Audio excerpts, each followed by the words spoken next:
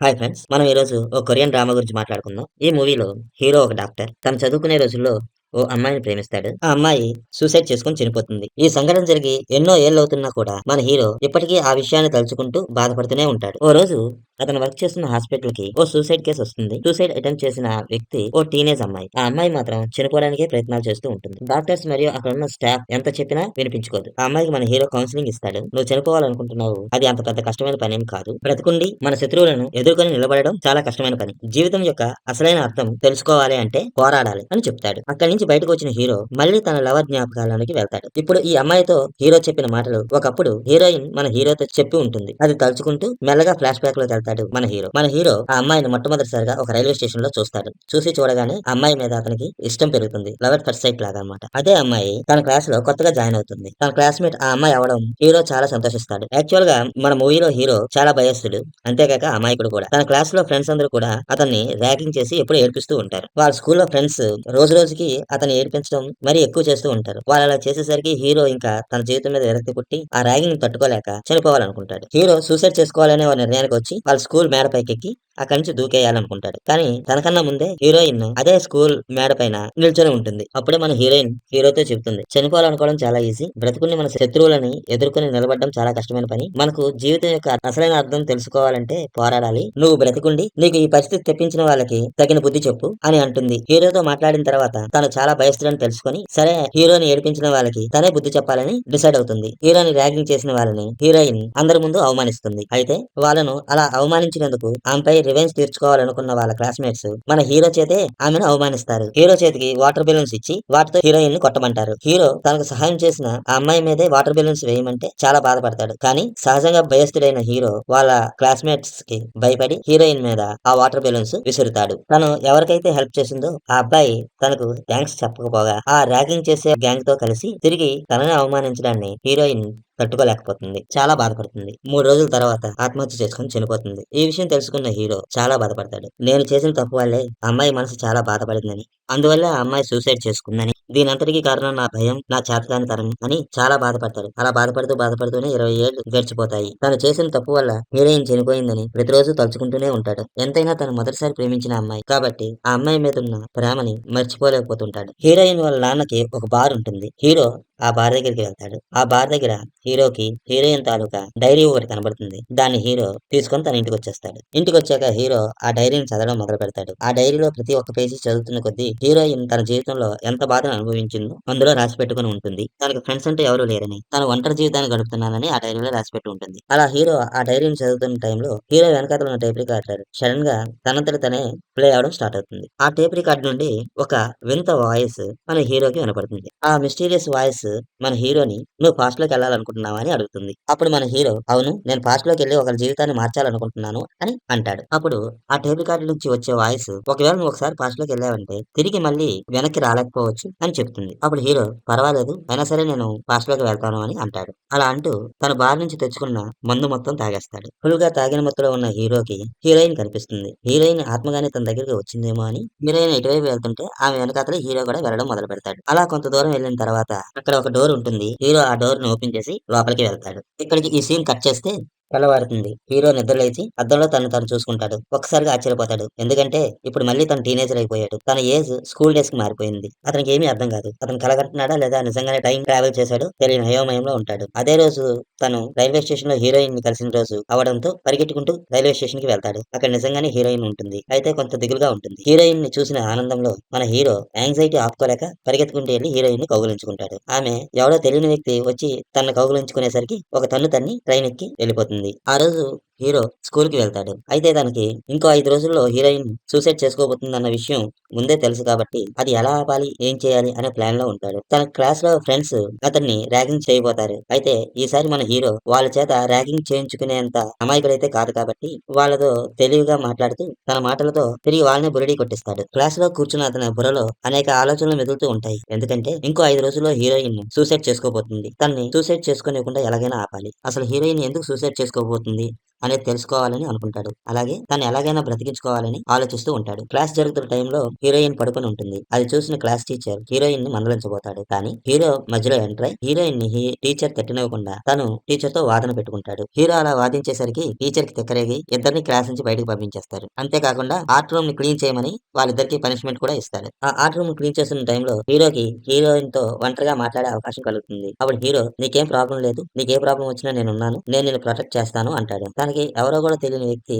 అలా వచ్చి మాట్లాడేసరికి హీరోయిన్ కోపం వస్తుంది. నాతో నువ్వు మినిమం డిస్టెన్స్ మెయింటైన్ చేయమని అతనికి గట్టిగా వార్నింగ్ ఇస్తుంది. ఇంతలో హీరో ఫ్రెండ్ పరిగెత్తుకుంటూ వచ్చి హీరోని కౌగిలించుకొని ఏడవడం మొదలు పెడతాడు. హీరో ఇంతకు ముందు తన ఫ్రెండ్స్ తన ర్యాగింగ్ చేయడం వల్ల జీవితం మీద విరక్తి పుట్టి చనిపోవాలనుకుంటాడు. అలా చనిపోయే ముందు ఓ లెటర్ రాసి పెట్టుకుంటాడు. ఆ లెటర్ ని హీరో ఫ్రెండ్ ఇప్పుడు చదివాడు. అందుకనే సూసైడ్ చేసుకోవద్దని బ్రతిమాలడం కోసం పరిగెత్తుకుంటూ వచ్చి ఇప్పుడు హీరోని బ్రతిమాలుతున్నాడు. కానీ పాపం అతని ఫ్రెండ్ కి ఏం తెలుసు ఇతను ఫ్యూచర్ నుంచి మళ్ళీ ఫాస్ట్ కి వచ్చాడని, ఈ లెటర్ రాసింది పాస్ట్ లో ఉన్న అతని ఫ్రెండ్ అని. ఇప్పుడు ఇతను వచ్చింది ఓన్లీ తన గర్ల్ ఫ్రెండ్ కాపాడుకోవడం కోసమేనని. పాస్ట్ లోకి వచ్చేటప్పుడు హీరో తనతో పాటు హీరోయిన్ రాసుకున్న డైరీని కూడా తీసుకుని వచ్చేస్తాడు. ఆ డైరీని ఓపెన్ చేసి చదవకపోతే అందులోనే ఉన్న అక్షరాలు మారిపోతూ ఉంటాయి. కారణం అప్పుడు జరిగిన సంఘటనలు వేరు, ఇప్పుడు మళ్ళీ ఆ పరిస్థితులన్నీ మారిపోతున్నాయి కాబట్టి ఇప్పటి పరిస్థితులకి అనుగుణంగా హీరోయిన్ రాసుకుంటున్న డైరీ ఆటోమేటిక్ గా ఇక్కడ అప్డేట్ అవుతూ ఉంటుంది. అయితే హీరోయిన్ మనసులోని ఏముందో ఆమె తన ఇంటి దగ్గర డైరీ రాసుకుంటూ ఉంటుంటే ఇక్కడ హీరో తన రూమ్ లో కూర్చొని ఆమె మనసులోని విషయాలను చదువుతూ ఉంటాడు. అయితే హీరోయిన్ ఆ డైరీలో రాసుకుంటుంది, ఈ రోజు ఉదయం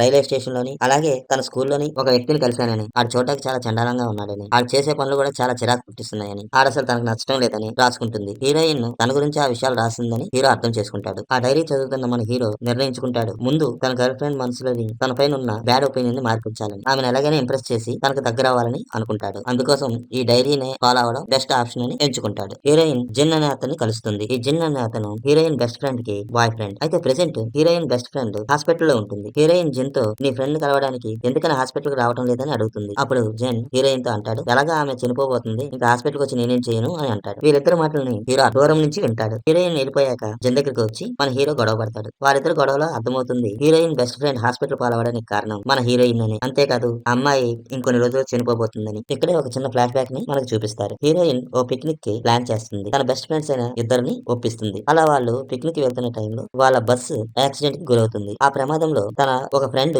కాలిపోయి చనిపోతుంది. ఇంకో ఫ్రెండ్ తీవ్రమైన గాయాలతో హాస్పిటల్ పాలవుతుంది. కానీ మన హీరోయిన్ కి మాత్రం ఏమీ కాదు. తీవ్రమైన గాయాలతో హాస్పిటల్ లో చేరిన తన ఫ్రెండ్ కోమాలో ఉంటుంది. ఆమెను మన హీరోయిన్ డైలీ హాస్పిటల్ లో కలిసి ఆమెతో ఏదో ఒకటి మాట్లాడుతూ తన ఫ్రెండ్ కోమాలో నుంచి ఎప్పుడు బయటకు వస్తుందా అని ఎదురు చూస్తూ ఉంటుంది. అయితే ఆ గాయాల పాలైన అమ్మాయి వాళ్ళ అమ్మ దీనంతటికీ కారణం మన హీరోయిన్ అని ఆమెపై చాలా ద్వేషంతో ఉంటుంది. అలాగే ఆమెను కనిపించినప్పుడల్లా తూటిపోటు మాట్లాడుతూ తిడుతూ ఉంటుంది. హీరోయిన్ ప్రతిరోజు తన ఫ్రెండ్స్ అలా అవడానికి కారణం తనేనని తన లోపల కుమిలిపోతూ తన ఫ్రెండ్ కనీసం కోమాలో నుంచైనా బయటకు రావాలని ప్రార్థిస్తూ ఆ విషయాన్ని డైరీలో రాసుకుంటూ ఉంటుంది. ఈ విషయాలన్నీ హీరో డైరీ ద్వారా తెలుసుకుని ఆమె ఎంత దిగులు పడుతుంది అనేది అర్థం చేసుకుంటాడు. అలాగే ఆమెను ఎలాగైనా ఈ బాధ నుంచి తప్పించాలని అనుకుంటాడు. ఆమెని ఫాలో అయ్యి ఆ హాస్పిటల్ కి వెళ్తాడు. ఇక స్కూల్ విషయానికి వస్తే తను ర్యాగింగ్ చేసే వాళ్ళు ఇప్పుడు తను ర్యాగింగ్ చేయడం మానేస్తారు. ఎందుకంటే తను ర్యాగింగ్ చేయకపోతే తిరిగి అతను వీళ్ళనే ఆటాడుకోవడంతో వాళ్ళకి ఇతను ఇంకా ర్యాగింగ్ చేయడం వేస్ట్ అని మన హీరోని వదిలేస్తారు. ఓ రోజు హీరోయిన్ హాస్పిటల్ లో తన ఫ్రెండ్ కలవడానికి వెళ్ళేసరికి జిన్ ఆ హాస్పిటల్లో తన ఫ్రెండ్ పక్కన కూర్చొని ఉంటాడు. జిన్ అలా మనసు మార్చుకొని హీరోయిన్ వాళ్ళ ఫ్రెండ్ ని చూడడానికి రావడానికి కారణం హీరో అని హీరోయిన్ కి తెలుస్తుంది. జిన్ ఆ అమ్మాయిని చాలా ప్రేమిస్తాడు. కానీ ఆ అమ్మాయిని ఆ పరిస్థితుల్లో చూసి తట్టుకోలేక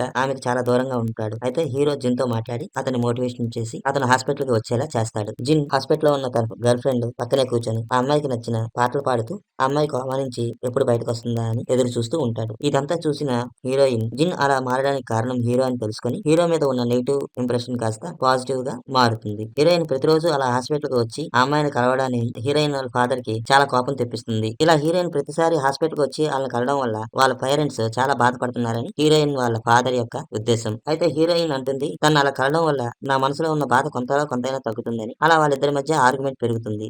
ఇంకా వాళ్ళ నాన్నకి చాలా కోపం వచ్చి తట్టుకోలేక వాళ్ళ అమ్మాయిని అక్కడే చెంప మీద ఒకటి పీకుతాడు. అంతేకాకుండా ఆ బస్ యాక్సిడెంట్ లో నువ్వు కూడా పోతే ఓ పని అయిపోయేది అని చాలా హార్ష్ గా మాట్లాడతాడు. హీరోయిన్ అక్కడి నుంచి ఏడ్చుకుంటూ వెళ్ళిపోతుంది. హీరో హీరోయిన్ వాళ్ళ ఫాదర్ తో పిల్లలు బతికున్నప్పుడు వాళ్ళ వాల్యూ తెలియదు. నిజంగానే మీ కూతురు చనిపోతే మీరు అసలు తట్టుకోగలరా? అలాంటిది మీరే మీ కూతురిని చనిపోమని కోరుకున్నారు అంటాడు. పాపం తన మనసులో ఉన్న బాధను ఎవరు చెప్పుకోవాలో కూడా తెలియక ఒంటరిగా తనలో తను కుమిలిపోతుంది. దయచేసి మీ కూతురుతో కొంచెం సమయమైనా స్పెండ్ చేయండి అంకుల్ అని అంటాడు. ఆ మాటల్ని హీరోయిన్ కూడా వింటుంది. అప్పటి నుంచి హీరోయిన్ కి హీరో మీద ఒక మంచి అభిప్రాయం ఏర్పడుతుంది. ఈ రోజు మన హీరో క్లాస్ లో కెమిస్ట్రీ ల్యాబ్ లో ఉంటాడు. అయితే ఇదే రోజు తను చేసిన తప్పు వల్ల అక్కడ ఫైర్ యాక్సిడెంట్ జరిగింది. ఈసారి అలాంటి తప్పేమీ చేయకుండా చాలా జాగ్రత్తగా ఉంటాడు. కానీ అనుకోకుండా అక్కడ ఫైర్ యాక్సిడెంట్ జరుగుతుంది. అయితే ఈసారి ఆ ఫైర్ యాక్సిడెంట్ జరగడానికి కారణం హీరో కాదు. హీరో వాళ్ళ క్లాస్ లో ఇంకో స్టూడెంట్. అయితే అప్పుడే హీరోకి అర్థమవుతుంది జరిగేదైతే మనం ఖచ్చితంగా మార్చలేము. మనిషి మారినా జరిగే ఇన్సిడెంట్ మాత్రం ఖచ్చితంగా జరుగుతుందని హీరోకి అర్థమవుతుంది. అక్కడ ఫైర్ ని చూసిన తర్వాత హీరోయిన్ సడన్ గా తన ఫ్రెండ్స్ గుర్తొస్తారు. వాళ్ళు ఫైర్ యాక్సిడెంట్ లో చనిపోయిన సీన్ గుర్తొస్తుంది. ఇంకా తను బాధపడుతూ సూసైడ్ చేసుకోవడం కోసం స్కూల్ బిల్డింగ్ ఎక్కేస్తుంది. ఆమెనే ఫాలో అవుతున్న హీరో కూడా ఆమె వెనకాలే స్కూల్ బిల్డింగ్ ఎక్కుతాడు. హీరో హీరోయిన్ ని ఆపబోతాడు. అప్పుడు హీరోయిన్ మా నాన్న కూడా నన్ను చచ్చిపోమన్నాడు, ఇంకెందుకు నేను బతికుండడం అని హీరోతో అంటుంది. నా ఫ్రెండ్స్ వాళ్ళ ఫ్యామిలీ వాళ్ళందరూ కూడా నన్ను ద్వేషిస్తున్నారు. అలాంటప్పుడు ఇంకా నేను బతుకుంటే ఏం ఉపయోగం? ప్రతి క్షణం వాళ్ళ చావును తలుచుకొని బ్రతికుండడం కన్నా నేను సూసైడ్ చేసుకోవడమే కరెక్ట్ అని అంటుంది. అప్పుడు హీరో హీరోయిన్ తో అంటాడు జరిగింది ఒక యాక్సిడెంట్, దాంట్లో నీ తప్పేముంది? ఇలాంటి మాటలు హీరోయిన్ కి అర్థమయ్యేలా చెప్తాడు. ఆ జరిగిన యాక్సిడెంట్ లో నీ తప్పేమీ లేదు. అది ఓన్లీ ఒక యాక్సిడెంట్ మాత్రమే. నువ్వు నీ కోసం కాకపోయినా నీ చుట్టూ ఉన్న వాళ్ళ కోసం, నిన్ను ప్రేమించే వాళ్ళ కోసం నువ్వు బ్రతకాలి. ఇదంతా నీ వల్ల ఏం జరగలేదు. అది ఒక యాక్సిడెంట్ మాత్రమే అని చెప్తూ తను ఆమెను ఇష్టపడుతున్నాడని, తను లేకపోతే బతకలేనని, కనీసం నా కోసమైనా బ్రతుకు అని ఆ అమ్మాయిని ప్రపోజ్ చేస్తూ సూసైడ్ ఆలోచన నుంచి డైవర్ట్ చేస్తాడు. హీరోయిన్ సూసైడ్ చేసుకునే ఆలోచన నుంచి విరమించుకొని ఇద్దరు కిందకి వచ్చేస్తారు. అయితే అప్పుడే హీరో వాళ్ళ ఫ్రెండ్ ని కాలేజీలో ఇంతకు ముందు హీరోని ర్యాగింగ్ చేసిన బ్యాచ్ హీరో ఫ్రెండ్ ని ర్యాగింగ్ చేస్తూ ఉంటారు. వాళ్ళు ర్యాగింగ్ చేసేటప్పుడు హీరో ఎలాగైతే బాధపడుతూ పరిగెత్తుకుంటూ వెళ్ళిపోతాడు, సేమ్ అలాగే హీరో వాళ్ళ ఫ్రెండ్ కూడా పరిగెడుతూ ఉంటాడు. ఇంతకు ముందు పాస్ట్ లో తనని వాళ్ళు ఎలా ర్యాగింగ్ చేసేవారు, సేమ్ అలాగే తన ఫ్రెండ్ ని కూడా వాళ్ళు ర్యాగింగ్ చేయడానికి చూసిన తర్వాత హీరోకి పూర్తిగా ఒక క్లారిటీ వచ్చేస్తుంది. తను అంత ఈజీగా పాస్ట్ ని చేంజ్ చేయలేడు అని, ఏ టైం జరగాల్సిన పని ఆ టైం కి అలా అయిపోతూ ఉంటుందని, అతను మహా చేయగలిగితే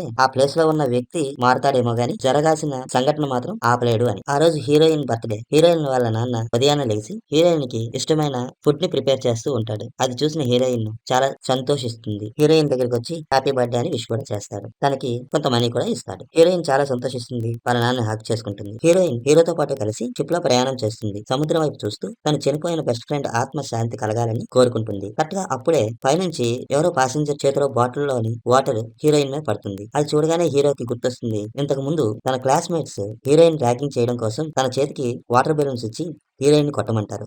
కరెక్ట్ గా అదే సమయంలో అదే టైం కి హీరోయిన్ నెత్తి మీద ఓ ప్యాసింజర్ ద్వారా వాటర్ పడ్డాన్ని హీరో వల్ల జరిగిన ఈ ఇన్సిడెంట్ ఇప్పుడు వేరే వాళ్ళ వల్ల జరిగింది. అయితే జరగాల్సిన ఇన్సిడెంట్ మాత్రం జరిగిపోయింది. హీరోయిన్ తన డ్రెస్ క్లీన్ చేసుకోవడానికి పక్కగా వెళ్తుంది. అప్పుడే హీరో చేతిలో ఉన్న హీరోయిన్ ఫోన్ రింగ్ అవుతుంది. ఆ ఫోన్ ని హీరో పిక్ చేస్తాడు. అవతల వైపు నుంచి హాస్పిటల్ నుంచి ఓ నర్స్ ఫోన్ చేసి తన ఫ్రెండ్ కండిషన్ ఇప్పుడు చాలా క్రిటికల్ గా ఉంది అని చెప్తుంది. హీరో ఈ బ్యాడ్ న్యూస్ హీరోయిన్ కి తెలియకూడదని అనుకుంటాడు. అందుకని సెల్ఫీ తీసుకుందాం అనే వంకతో ఆ ఫోన్ ని ఆ నీటిలో జారి విడిచేస్తాడు. సాయంత్రం హీరోయిన్ ని ఇంటి దగ్గర విడిచిపెట్టే టైంలో హీరోయిన్ కి ఒక హెయిర్ పిన్ ని గిఫ్ట్ గా ఇస్తాడు. యాక్చువల్ గా ఇది పాస్ట్ లో ఎప్పుడో 20 ఏళ్ల క్రితం హీరోయిన్ కి తను ఇద్దాం అనుకుంటాడు. కానీ అప్పుడు సిగ్గు ఎక్కువగా ఉండడం వల్ల ఇవ్వలేకపోతాడు. ఈ రోజు ఇస్తాడు. హీరోయిన్ హీరోకి ఒక కిస్ ఇచ్చేస్తుంది. మనవాడికి ఇంకా ఆనందానికి అంతే ఉండదు. ఈ విషయాలన్నీ కూడా హీరోయిన్ తన డైరీలో రాసుకుంటుంది. హీరోయిన్ కి ఉదయాన్నే జెన్ ఫోన్ చేసి హీరోయిన్ వాళ్ళ బెస్ట్ ఫ్రెండ్ చనిపోయిందని చెప్తాడు. వెంటనే హీరోయిన్ పరిగెత్తుకుంటూ హాస్పిటల్ కి వస్తుంది.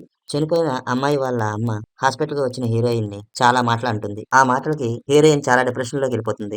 స్కూల్ కి వచ్చిన హీరోకి హీరోయిన్ క్లాస్ లో కనిపించదు. తను స్కూల్ కి రాలేదు అంటే ఏదో చేసుకోబోతుందని అర్థం చేసుకున్న హీరో హీరోయిన్ కాల్ చేసి తను ఎక్కడుందో కనుక్కొని అక్కడికి వెళ్తాడు. అలాగే ఫోన్ లో నువ్వు ఏం చేసుకోవాలనుకుంటున్నావో అది నాకు తెలుసు, అది మాత్రం చేసుకోవద్దు, నేను నీకోసం ఉన్నాను అంటూ తన్ని మాటల్లో పెట్టి పరిగెత్తుకుంటూ ఆమె ఉన్న చోటికి వెళ్తూ ఉంటాడు. హీరోయిన్ ఏదో ఆలోచించుకుంటూ దిగాలుగా రోడ్ క్రాస్ చేయబోతుంది. అటువైపుగా ఓ కార్ చాలా స్పీడ్ గా రన్ అవుతూ వస్తుంటుంది. అది చూసిన హీరో ఈ టైం కల్లా హీరోయిన్ చనిపోయి ఉండాలి, కానీ అది జరగలేదు. అందువల్ల ఈ కార్ చాలా ఫాస్ట్ గా వస్తుంది. ఇప్పుడు హీరోయిన్ ఎలాగైనా ఈ గండం నుంచి రక్షించాలి అనుకుంటాడు. హీరోయిన్ ఆ కార్ ని చూసుకోదు. అయితే హీరోకి అర్థమవుతుంది ఈ టైంలో ఖచ్చితంగా ఎవరో ఒకరు చనిపోగా తప్పదు అని. ఇక్కడ విషయం ఏంటంటే అతను చావుని తప్పించలేడు, కానీ ఆ చావబోయే మనిషిని మాత్రం తప్పించగలడు. అందుకని హీరోయిన్ ని కాపాడడం కోసం తన ప్రాణాన్ని త్యాగం చేయడానికి సిద్ధపడతాడు. ఆ కారు ఎదురుగా హీరో అడ్డంగా నిలబడతాడు. హీరోయిన్ ని రోడ్డు వైపు నెట్టేస్తాడు. హీరోని ఆ కార్ గుద్దేస్తుంది. హీరో చాలా దూరం వెళ్ళి పడిపోతాడు. కట్ చేస్తే 10 సంవత్సరాల తర్వాత హీరోయిన్ చూపిస్తారు. ఆమె ఒక మంచి డాక్టర్ అవుతుంది. ఇక్కడ కూడా సీన్ స్టార్టింగ్ లో ఓ టీనేజ్ అమ్మాయి ఎలాగైతే సూసైడ్ చేసుకుని వస్తుందో అలాగే అదే టీనేజ్ అమ్మాయి ఇక్కడ ఈ సీన్ లో సేమ్ సిచ్యువేషన్ లో ఉంటుంది. సేమ్ హీరో ఆ అమ్మాయికి ఎలాగైతే కౌన్సిలింగ్ ఇచ్చాడో హీరోయిన్ కూడా ఆ అమ్మాయికి కౌన్సిలింగ్ ఇస్తుంది. తర్వాత హీరోయిన్ ఒక రూమ్ లోకి వస్తుంది. అక్కడ బెడ్ మీద ఒక పేషెంట్ ఉంటారు. ఆ పక్కనే కూర్చుంటుంది. ఆ బెడ్ మీద ఉన్న పేషెంట్ ఎవరో కాదు, హీరో. 10 సంవత్సరాలుగా ఇదే హాస్పిటల్‌లో కోమాలో ఉంటాడు. అయితే ఇక్కడే మనం తెలుసుకోవాల్సిన విషయం ఏంటంటే, హీరో తన యాక్సిడెంట్ అవ్వకముందే ఒక లెటర్‌ని రాసి ఉంచుతాడు. ఆ లెటర్‌లో మొత్తం అన్ని వివరాలు రాసిపెట్టి ఉంచుతాడు. అది హీరోయిన్ చదువుతుంది. తను ఇప్పుడు ప్రాణాలతో ఉందంటే దానికి కారణం హీరోనని, అతను పెట్టిన ప్రాణభిక్షేనని అర్థం చేసుకున్న హీరోయిన్ అతన్ని ఈ 10 సంవత్సరాలుగా దగ్గరుండి కంటికి రెప్పలా కాపాడుకుంటూ వచ్చింది. అన్ని తెలుగు సినిమాల్లాగే ఇక్కడ కూడా లాస్ట్ సీన్‌లో హీరో మెల్లగా కళ్ళు తెరిచి హీరోయిన్ వైపు చూసి ఒక స్మైల్ ఇస్తాడు. అక్కడితో ఈ సినిమా అయిపోతుంది.